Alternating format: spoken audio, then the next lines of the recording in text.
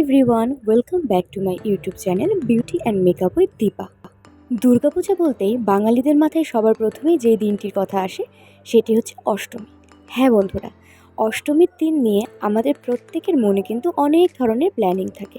আমরা অষ্টমীর সকালে কী শাড়ি পরবো, সকালে আমাদের হেয়ার স্টাইলটা কীরকম হবে, বা রাতেই বা আমরা কোন ধরনের হেভি মেকআপ করব, কি তাই তো? আজ আমি তোমাদের সাথে এই ভিডিওতে দেখাতে চলেছি অষ্টমীর সকালের একটা সুন্দর লুক। খুব সিম্পল লুক একটা, তোমরা ইজিলি ক্যারি করতে পারো।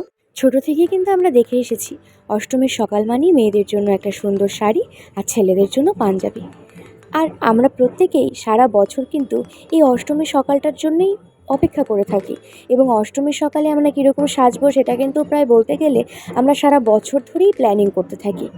তোমাদের আমার এই মেকআপ লুকটা কেমন লাগলো অবশ্যই জানাবে, আর আমার চ্যানেলটিকে সাবস্ক্রাইব করতে ভুলবে না কিন্তু।